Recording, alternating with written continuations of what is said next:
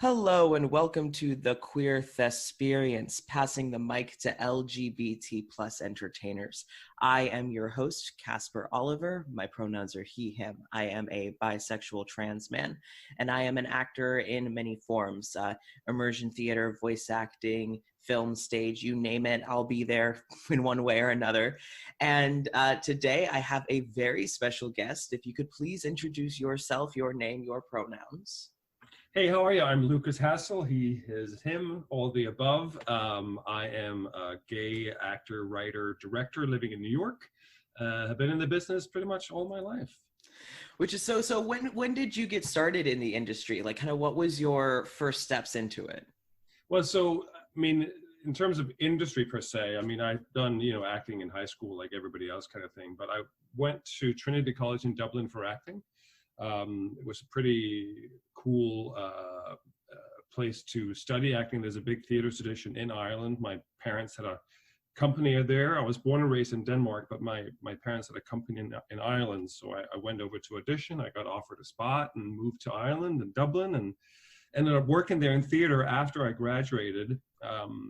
And then actually sort of fell out of love with theater, to be honest, and got a gig on a film in the US that ended up winning at Sundance for Best Short Film. And I thought that's my move to a city that I always wanted to get to know better, which was New York. So moved to New York in '96, and then I started sort of on a TV and indie film career from there.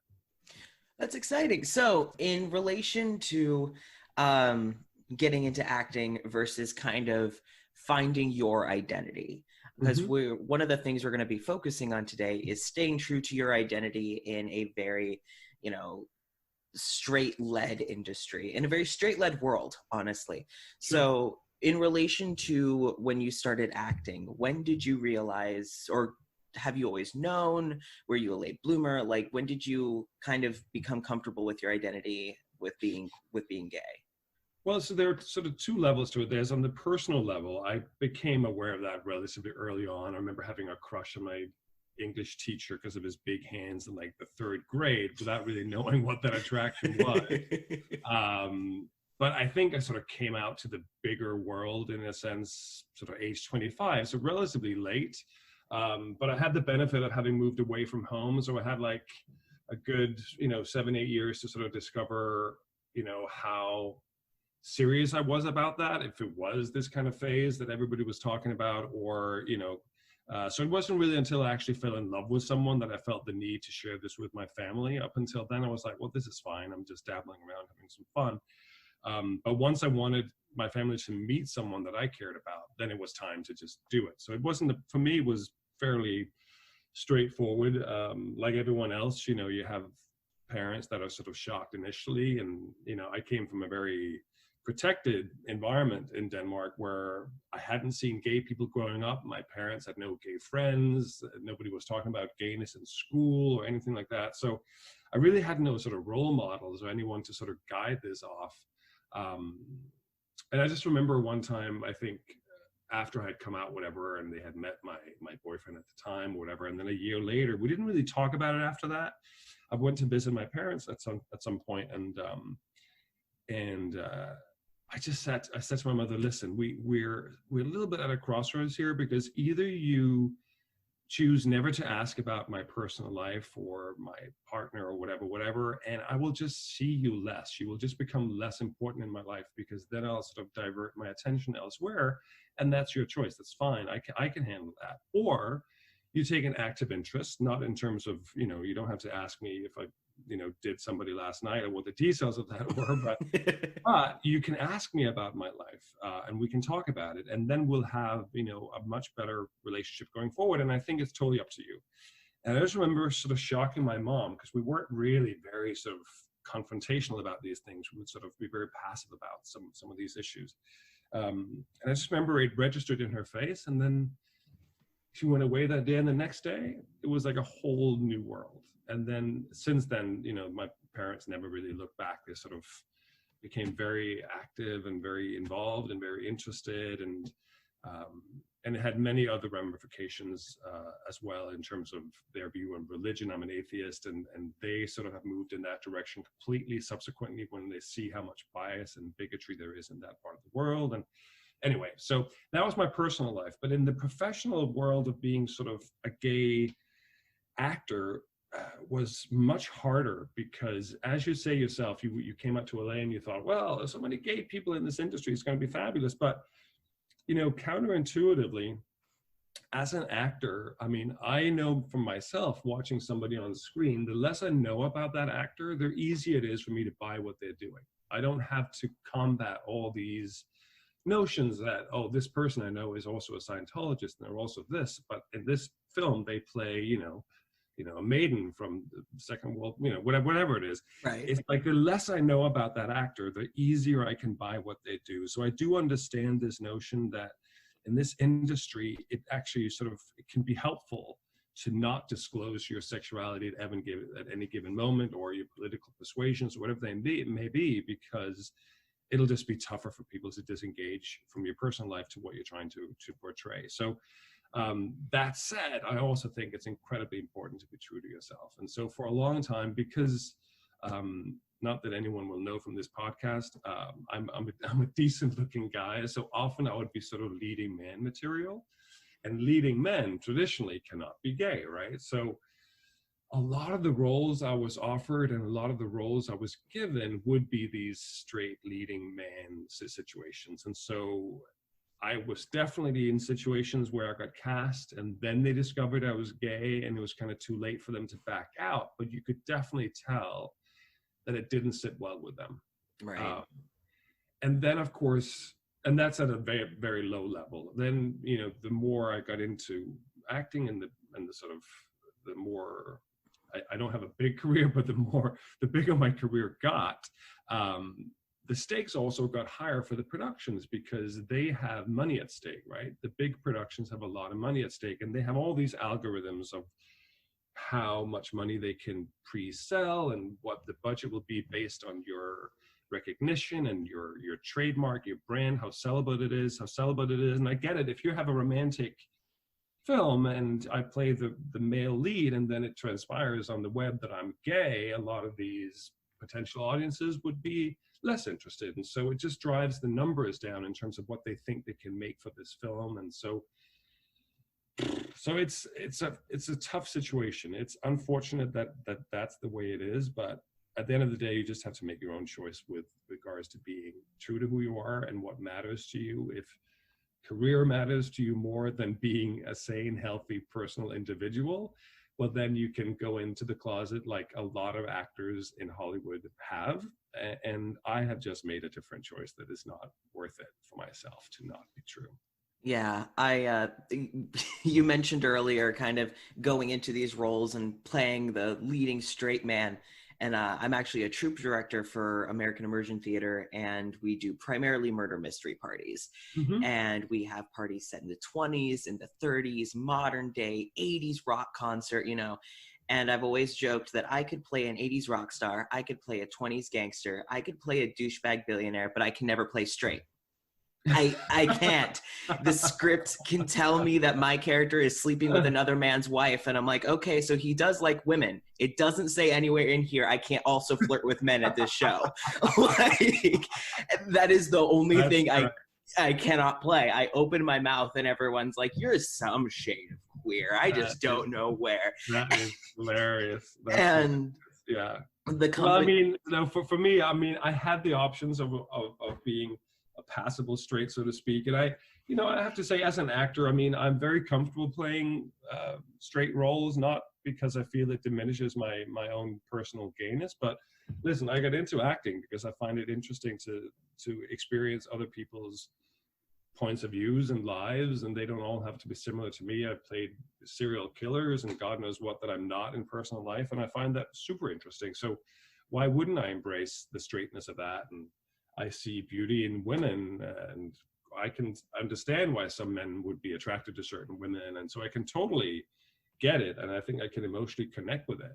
Yeah. So, I think there's a tendency with right now, and it's very controversial, and so you can be on either side of the fence of this, but I do find it interesting, there's so many situations where you have actors being vilified for taking on a transgender role, for instance, and I can totally understand where both sides of this coin is coming from. I mean, I think you have to sort of make a stand at one point and sort of stand up for the rights of minorities and have them recognized, but it's also, I think actors are trained in a specific skill, which is to step into other people's shoes.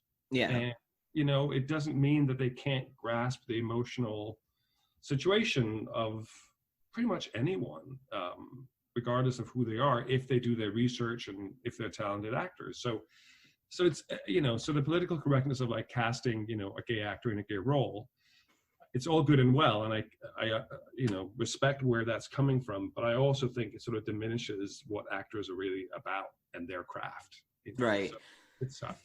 Yeah, like when I was attending college courses, I performing arts major, kind of on and off taking classes, and I did a devised theater show. And so we wrote the script, we put together the costumes, we put together the sets, all of us college kids. And in one of the scripts, this was before I came out as a trans man, I played 3 moms.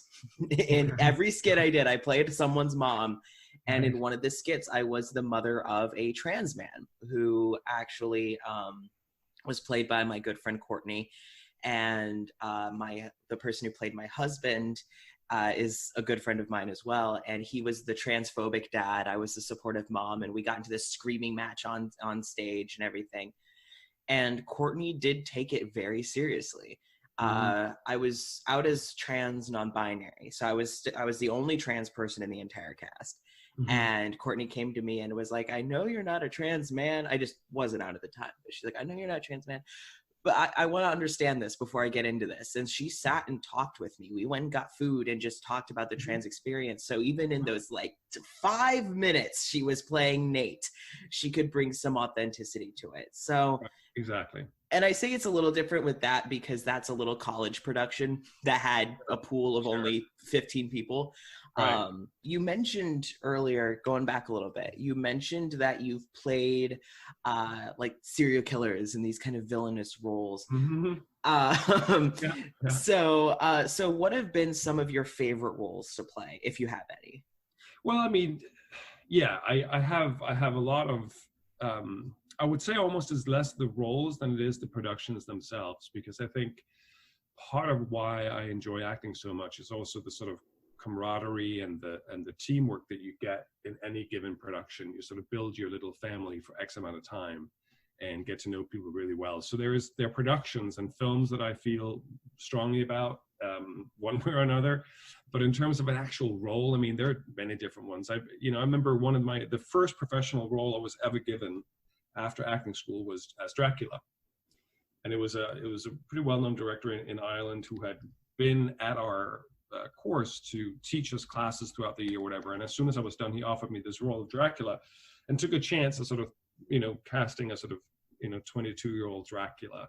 But I was tall and lanky, and, so I had jet black hair at the time because of the graduation production we had just done. So I had this long black hair. And so I think I just really felt like a Dracula to him. And I played Dracula since in another production. And there's something really liberating about playing, the sort of a villain without any limitations really. And then trying to find the humanity in that as well. Right. So, complexity is the name of the game. And I think I always enjoy playing characters that can see life from many different points of view. And even a character like Dracula, yeah, he sucks the blood out of many people and whatever, but he's also a lonely character and searching for connection. And so there's always something that you can connect to. So many different productions. I did The Black Room with Natasha Henstridge, a horror film, which was great. We had so much fun on that, and I've worked with her since. And Rolf Konevsky, who wrote and directed that piece, is an amazing writer and director. And you come across some indie films. I just did Slapface, actually another horror film with a good friend and collaborator, Jeremiah Kipp. And it's about to come out, and it's a super cool sort of monster movie. And I got to play the monster, which is really neat.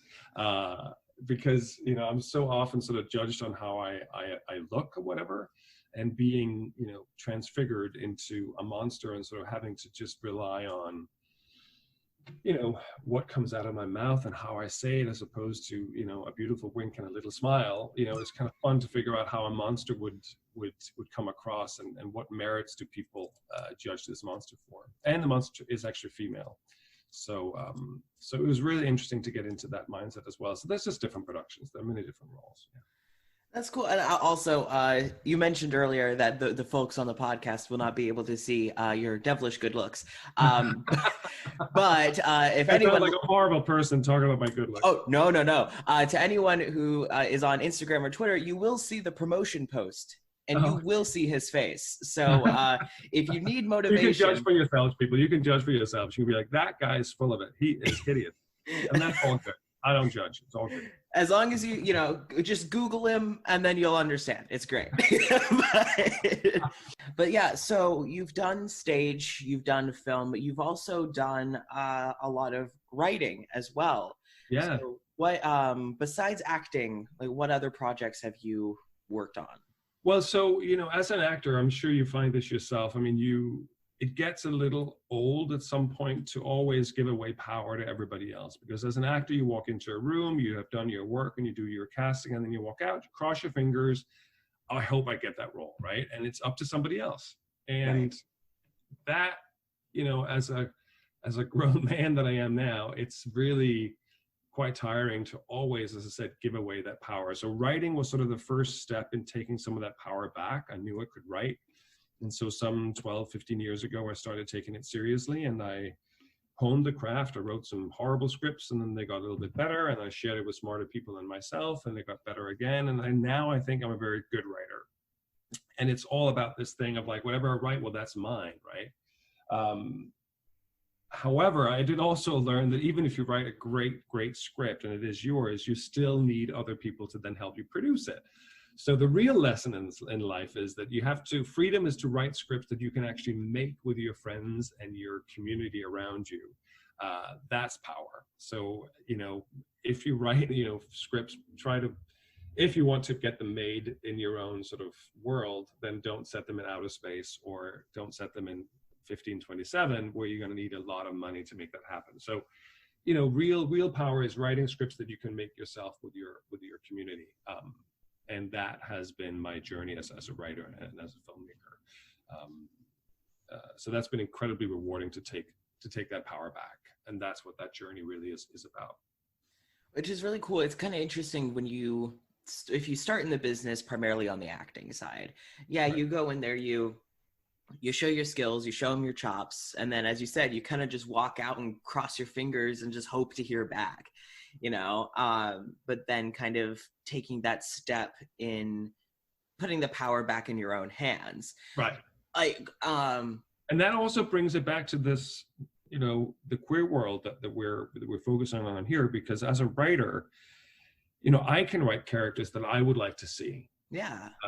Gay, bisexual, trans, whatever, all kinds of characters that I don't necessarily see a lot of on screen, or that I grew up seeing on screen. It was very little of that. And so it gives me the freedom to explore complexities that I think I can see as a queer man that other people in the straight community may not have thought of, because I just know different levels of intricacies of how that works in people. And so I feel compelled to explore that in a lot of my writing work. So that's a great benefit.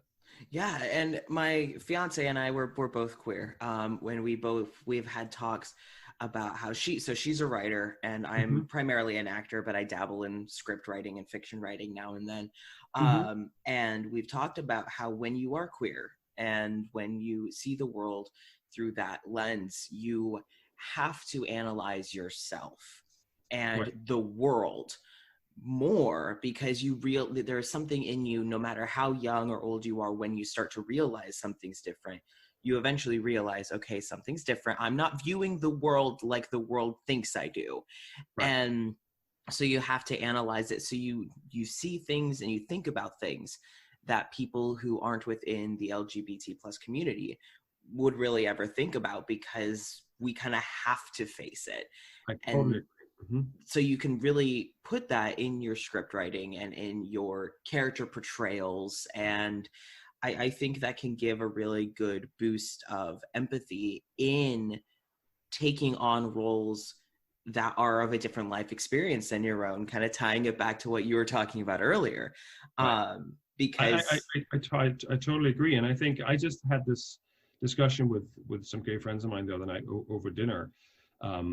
This notion that as sort of members of that community, we have grown up from early on to look at the world from other people's point of view, because we had to sort of figure out ways of fitting in and how would that be perceived. And I think we're very aware of that. And I think sometimes it's to our own detriment. And that was actually the reason why this topic came up at the dinner party, because, you know, sometimes I think we as queer folks sometimes can be erring on the side of not being assertive enough about things that are not okay.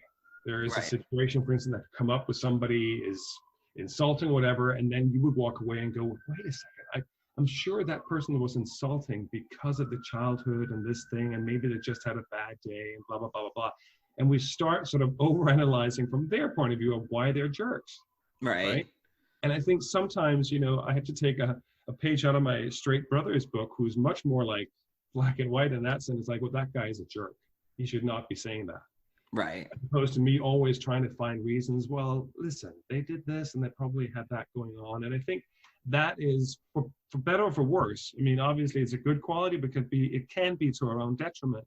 We are very good at putting ourselves in other people's shoes and seeing things from multiple sides. And that's both, I guess, the good and the bad thing about growing up queer. Yeah, it's got its peaks and troughs. It's, you know, its pros and its cons. Right. But yeah, no. And so kind of going back, I after I was put in touch with you, I immediately went and was like, well, I want to go look at this guy's website and see what this guy's been all about. Sure. And anyone who's heard of you knows that you've been on some really popular like TV shows, shows like Elementary and The Blacklist, I believe I saw on there. Sure. This is more out of a personal curiosity thing, mostly because being involved in anything Sherlock Holmes related is a dream of mine. I kind of want to ask you what it was like for you personally to work on those like big budget TV shows. Right. Well, you know, it's a tough situation as an actor. The older I've gotten, I know more and more about what I find interesting personally and what I don't find interesting, what I want to spend time on and what I do not want to spend time on. And TV is one of those weird situations where it's really difficult to get good auditions for TV. You know, you only get that through good agents, and you only get good agents through a lot of work. And so it's a ton of work to even get into a room with the big studios for any role, TV or film. But then once you're there, the problem is that the roles that you can get there are great. They're good money, and they're really, really good exposure. However, I never got into this business for the money, because then I would be a fool.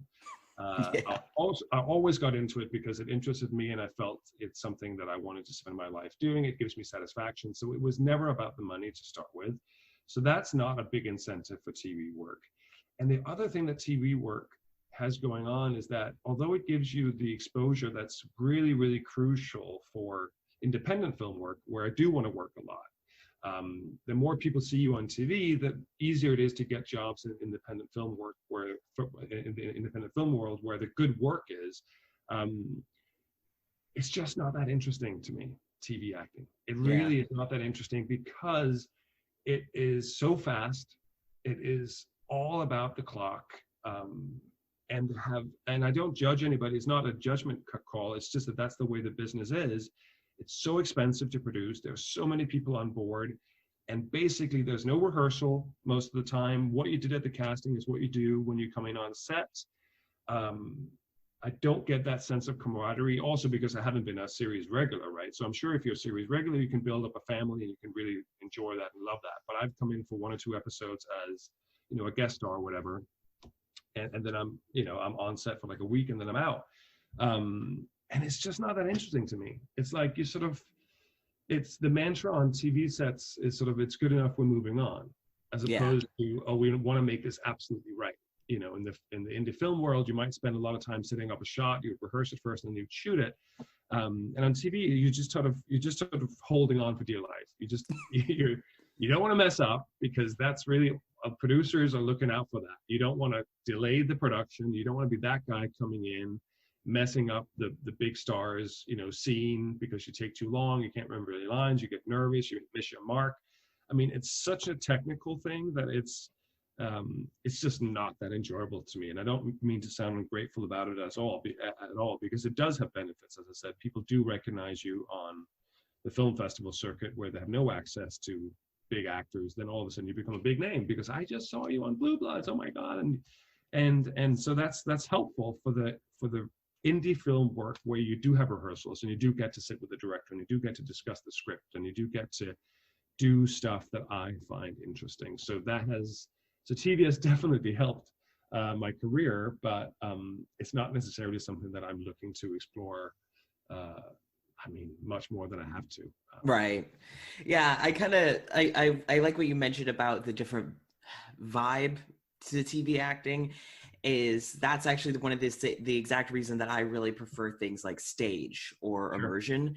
Is when you do a stage production, you have weeks, if not months of rehearsals to get to know the cast, to really perfect it, figure out how you want to bring your character to life. And then you have the rush of the multiple performances, of that like instant gratification, of the applause or the gasps. Right. And one thing that I've personally, and I've met a lot of people that are similar, and I'm curious about your opinion.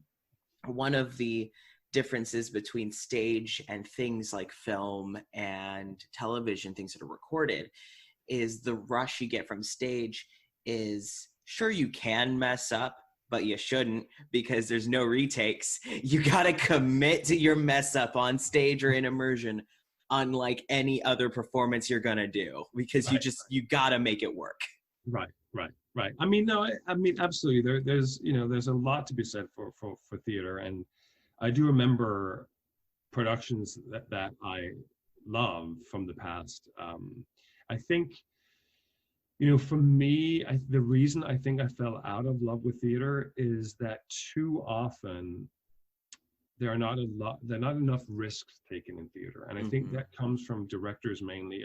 I see, if I see another Miss Julie production, just because it's 3 actors and it's easy to set up, but I'm just gonna run out screaming, because it's just, I feel too many times theater productions are set up just because they're setting up a theater production. I need to see why this production, why now. When you have a really visionary director in theater, right, who comes up with new ways of doing things and cross casting and experimenting with this and maybe put some multimedia in, for the point of view that he or she has, then I'm all in. It's just almost like 19 out of 20 times it's the other. Right. And then the 1 time out of 20 where this director comes up with that production, it's incredible. Yeah. And it's better than any movie, any experience I would have in a cinema. It's just, I have to sit through 19 of the others to get that one, and it's just exhausting. Oh yeah. So I just find that theater tends to bore me more, because it's just not inspired enough. And I can get vilified for that, but I truly sort of just feel like we need more innovation in theater, and people taking bigger risks in theater. And of course you can argue the same thing for film, but that's just been my experience, that as an actor, the productions I've been hired in a lot of the time haven't been that interesting. Right. But the few ones that were, I still think back on with like, that was a real show. That was amazing. Yeah, and it's kind of one of those things where, and I've noticed this with some community theaters I've been involved in, you have the politics. Like, I was once on a community theater's board of directors. I'm never doing that again.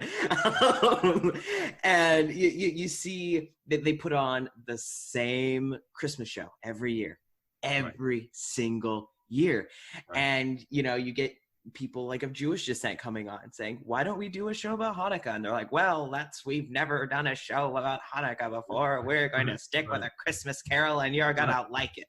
You know? Exactly. So I can definitely see where you're coming from with that. Yeah. And I'm, you know, I've always, you know, I know people, you know, in theater, Shakespeare and so forth. And I'm just one of those Philistines that I always feel Shakespeare was a little overrated. I'm not, and it's, you know, I'm not afraid to say it out loud, but I do know a lot of people who would hate me for it. It's just, I used to go to church as a kid, and I would listen to the preacher talk in these old terms. And I'd be like, why not just speak to me as a real person?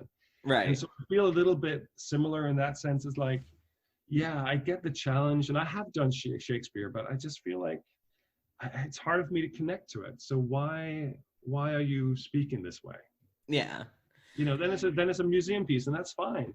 But I don't need to sit through 3 hours of that. Right.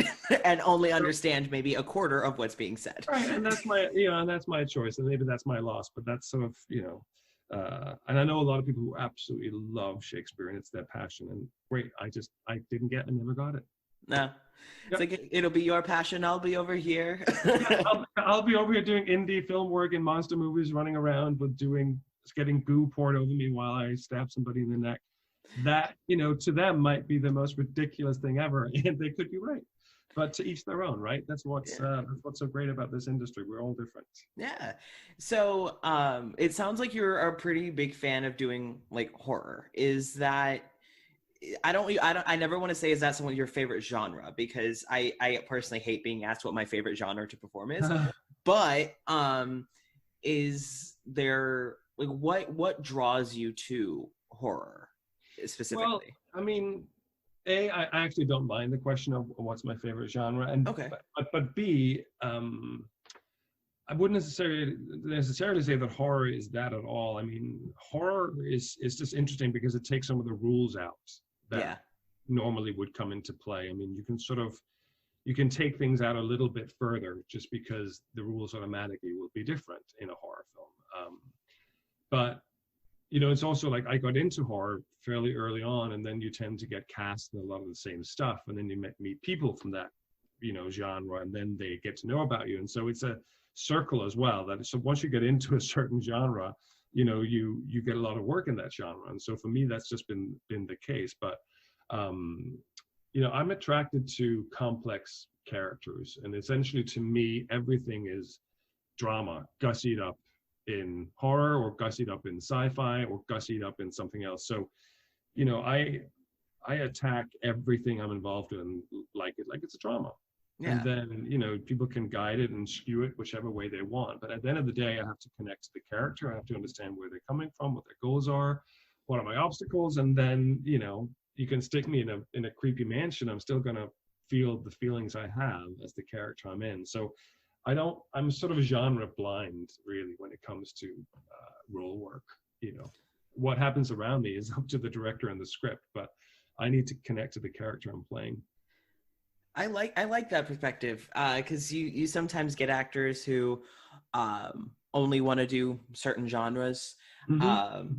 Like, I'm not one of those people. I'm just intimidated by comedy because it's really hard. Yeah, I'm not. I have only been cast in comedy a few times. In personal life, I'm pretty funny, but in comedy, I'm not. It's a very different skill set, I think. When people are expecting you to be funny is when it's the hardest to be funny. and absolutely. And we've seen, I mean, I go on the festival circuit quite a bit with my own films as a writer filmmaker, and you know, the comedy blocks are without a doubt the hardest. I mean, maybe it's just me, it's super hard for me to laugh out loud at anything, right? And most of the films I just cringe at because the acting tends to be too big.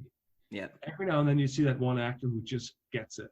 They underplay it and the timing is spot on, and that's when I lean forward into comedy. But most of the time I'm sort of going, ooh, actors, I love actors, but they push comedy so hard, and it's you know, it's just sometimes it's hard to watch. It makes it really unfunny.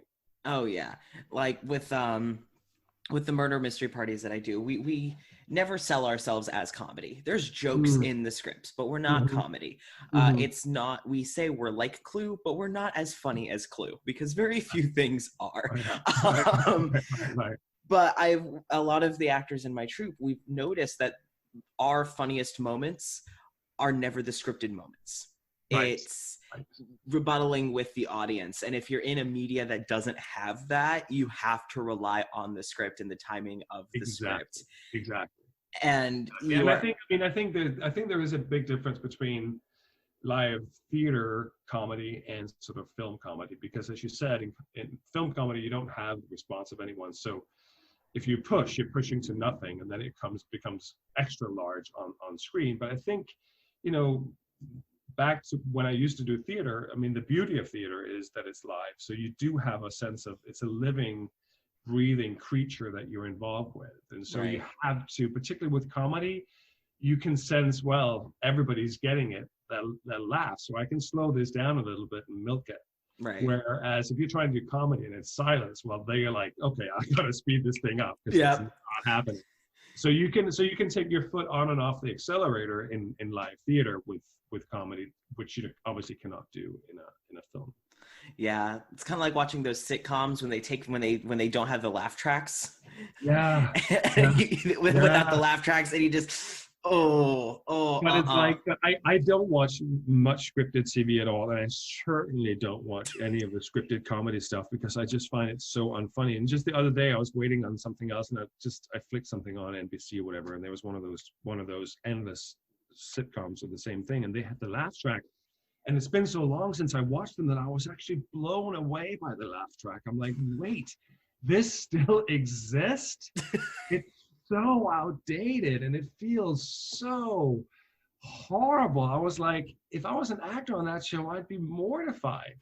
I was just like, I honestly have just forgotten because I watched so little of it, what it's like. And you can just see the laughter being sort of added in and then being put out straight away so that you make room for the rest of the line, and then added in, and you have the coughs and the laughs and the cough. And I was like, that has to be looked back on in history as like, what were they thinking? right. It's like that has to go. That has to go as far as I'm concerned. The laugh track, that is nonsense. Yeah. So, So that sorry. was my one ranty note of this interview so far. Is like, get rid of laugh tracks. This is my soapbox, and I will stick on this. Exactly. Queer folks, let's get rid of them. Oh, Down with laugh tracks. exactly.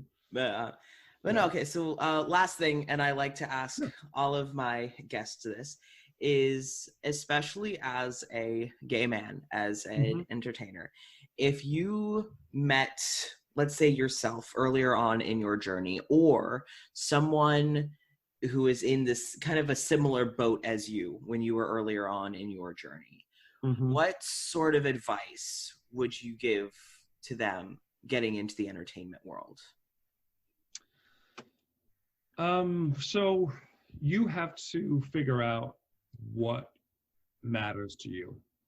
So I think the biggest thing that I can tell anyone younger, just emerging in this industry is spend enough time to figure out who you are or who you think you are at any given time, and then act according to that. Because then you're going to have no regrets. You can't go back and say, oh, I should have done this. Because if you do it with the best of your knowledge of who you are at that given time and you make a decision, well, then that's the best decision you could have made then. Hindsight is easy to get into. So the more you know yourself, the better equipped you are of making choices. And then you're going to make those choices based on what matters at that moment. Does this role within matter to me so much that I'm willing to sort of pretend I'm straight for this audition and not even go there and act a little more manly when I walk in that door? Or is it more important that I'm me and go in and throw in that joke when you walk in that casting room? And, if they guess that you're gay, great. And if you don't get the role for that, that's their problem, not yours. You're moving on. So figure out what matters to you, because then it's easier to sort of navigate through life. I mean, the easy advice would be to say, oh, be who you are, own who you are. But I think the real advice is to just figure out what matters to you. And then you can still own who you are outside of the room. or not. That's totally up to you. So get to know yourself so well. Don't be afraid to look into any corner of yourself and the world. And I think you'll be better off as a person and as a performer. Well, thank you so much. I really appreciate you joining us today on our little podcast. Well, thank you for having me. It's been great. I'm glad to hear that. And I love that you're doing the podcast as well. I think it's a really great idea. So, Lukas, where can people find you on social media if they so wish to do so? Well, so I have Twitter, Instagram, there's a Facebook page as well. It's Lukas Hassel with a K, Lukas, and then it's Hassel, single L. So there's lukashassel.com, my website. I'm on Instagram, I'm on Twitter, I'm on Facebook profile. So yeah, have a look out there. All right, and if you follow us, the Queer Thesperience, on Twitter, Instagram, or whatever, I will be tagging his profile in the post, so you can also kind of find it as a direct link through there.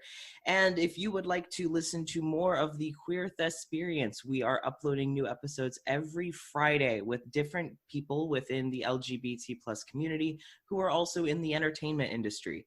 We are on Spotify, Podbean, Stitcher, YouTube, you name it. You can track us down. I'm still trying to shake down Apple Podcasts to finally let me on there, but they are taking their sweet old time. So if you're listening to this on YouTube, all of our social media will be down below. If you're listening to this elsewhere, just feel free to look up either Lukas Hassel or the Queer Thesperience. And remember, all the world is a stage, so give them one hell of a show. Thank you so much for listening. Thank you so much for joining us, Lukas, and I will see you all next week. Bye-bye.